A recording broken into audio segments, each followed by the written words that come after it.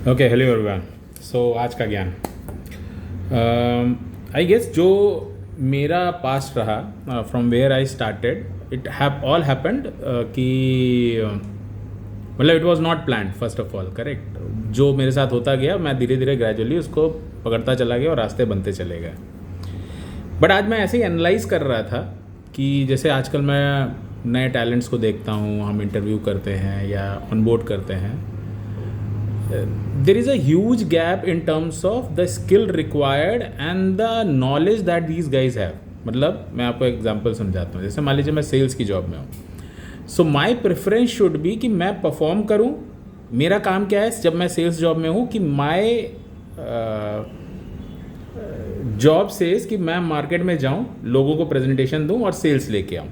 Yes, sales might take some time, but my primary job is to keep on giving presentations, right?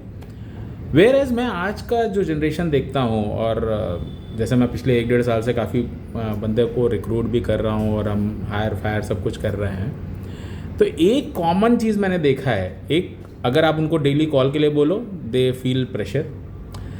Second, अगर conversion नहीं भी है and they are not even going on market, they feel like कि coming to office is their job. Whereas मुझे लगता है जैसे मेरा करियर जब मैंने स्टार्ट किया तो मैंने एक फ्रीलांसर जॉब की तरह किया। जैसे मैं इंश्योरेंस में एजेंट बना तो हमारे अंदर ये बात बहुत अच्छे से ड्रिल की गई कि भाई तुम परफॉर्म करोगे तो ही तुम्हें पैसे मिलने वाले हैं, जिसमें मैंने ऑलमोस्ट 1-1.5 साल काम किया शुरू। और फिर मैं आज ऐसे ही एनालाइज कर रहा था, मैं अपनी लैपटॉप पे बैठा चेक कर रहा था कि ऐसी कौन सी जॉब है जो फ्रीलांसर की तरह ही शुरू करनी पड़ती हैं या बहुत ही एक स्टाइपेंड बेस्ड जॉब होती हैं। तो मैं देख रहा हूँ जितने बड़े करियर बनते हैं अपने इंडस्ट्री में, जैसे डॉक्टर्स हो गए, चार्टर्ड अकाउंटेंट्स हो गए, फाइनेंशियल एनालिस्ट हो गए, ट्रेनर्स हो गए, लॉयर्स हो गए, फिर क्या फार्मासिस्ट हो गए, जर्नलिस्ट हो गए, फोटोग्राफर्स हो गए, फिल्म मेकर्स हो गए, एंड अबव ऑल आज स्टार्टअप ओनर्स या फाउंडर को फाउंडर देख लीजिए आप, they all work under someone for free of cost और on a very minimal stipend type की बस पेट्रोल आने जाने का खर्चा पूरा हो जाए। And when they start making money, I think they make something which no, कहते हैं ना वो नॉर्मल जो 9 to 5 जॉब कर रहा है या नॉर्मल जो डे 1 से सैलरी उठा रहा है वो उसको केवल 10-15-20% का हाइक हर साल मिल सकता है। बट ऐसे लोगों को कितना मल्टीपल मिलता है अपनी करियर में, ये उनके स्किल सेट पे सेट हो जाता है। तो I think rather focusing on your salary part, you should always focus on the skill part. अगर आपको स्किल आ गया, पैसे की कोई कमी आपको नहीं होगी। आई थिंक लोग, ये बहुत मिसकंसेप्शन है आज नए जनरेशन में, या मैं तो खैर ऐसा नहीं बोल सकता केवल मैं नए में, पुराने में मैंने बहुत देखा है, बट ऐसा मैं देखता हूँ कि लोगों को ऑफिस जाना या एक रूटीन वर्क करने को वर्क कहते हैं, जबकि वो वर्क नहीं है। आपका काम है एक टास्क जो मिलता है उसका आउटपुट बताना, ना कि, या इनपुट भी चलेगा। जैसे हम अपने यहाँ हमेशा बोलते हैं इधर you do 5 calls a day और यू डू दी टारगेट्स, दोनों में से कोई भी अगर चीज़ आप कर लेते हो that is more than enough for us कि आपकी सैलरी जस्टिफाइड हो गई हमारे लिए। बट मैं ये देखता हूँ लोग इसको मतलब अभी भी एक्सेप्ट नहीं कर पा रहे, जबकि सेल्स से ज़्यादा मैं हमेशा बोलता हूँ ईजी जॉब मुझे कोई नहीं लगता है। या अब आप सेल्स को थोड़ी देर किनारे कर दो, आप सीए की पढ़ाई करते हो, आप लॉयर की पढ़ाई करते हो, उसके बाद भी आप किसी न किसी के अंडर में 2-3-4 साल 5 साल अपने इन्वेस्ट करते हो जिससे आपको उनका नॉलेज मिले। और यहाँ पे आप सैलरी या ये नहीं सोचते हो कि पैसे मिलेंगे तो ही मैं ये काम करूँगा, आप बस ये सोचते हो किसी अच्छे बंदे के अंडर मुझे स्किल मिल जाए अच्छा सा, and then whatever you multiply, मतलब वो एक्सपोनेंशियल ग्रोथ होती है। वो ऐसा ग्रोथ नहीं होता कि 10-15-20% का साल का इंक्रीमेंट मिलेगा, बाबूजी की सैलरी चल रही है। That is something I think we all should learn. जो नई जनरेशन आ रही है उसको कहीं ना कहीं अपने आप को एंगेज करना चाहिए जहाँ पे वो रिजल्ट ओरिएंटेड पैसे कमाए। इससे उनका थॉट प्रोसेस बहुत स्ट्रांग हो जाता है। आई थिंक मैंने ये प्लान नहीं किया था, बट आज मैं अगर पलट के देखता हूँ कि अगर शायद मैं इंश्योरेंस में मैंने एज ए एजेंट एडवाइज़र काम ना किया होता तो शायद मैं आज इस थॉट प्रोसेस के साथ नहीं होता कि आउटपुट पे ही पैसे आते हैं।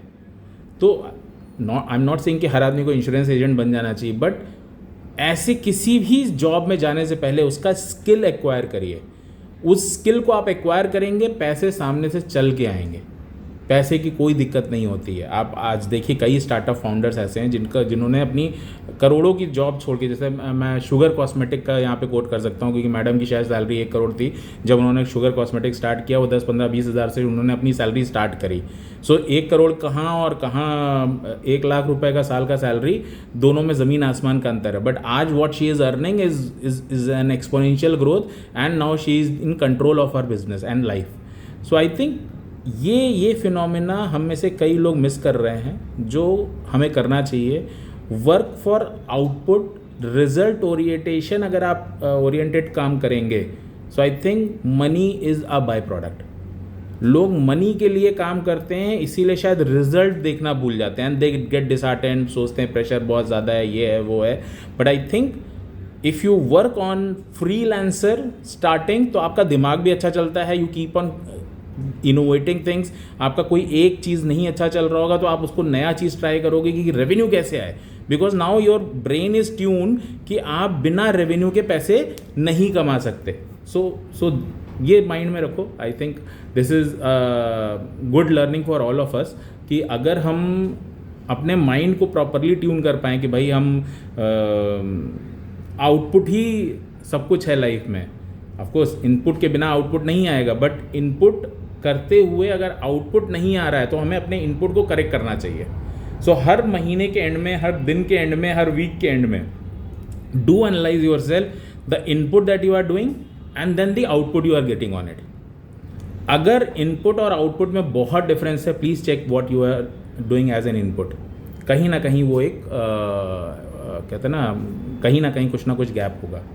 And do work. जो अभी बिल्कुल नए बंदे मार्केट में जा रहे हैं या अपने करियर को सोच रहे हैं, 1-2 साल उस इंडस्ट्री में काम करो जिस इंडस्ट्री में आप अपना करियर बनाना चाहते हो। भले फ्री में काम करना को पड़े, भले 5,000 रुपये सैलरी मिले, but try to learn the skill. पैसा आएगा, स्किल और सैलरी दोनों में स्किल चूज़ करो। एक बार स्किल आ गया, पैसे की कोई कमी नहीं होगी। Thank you very much.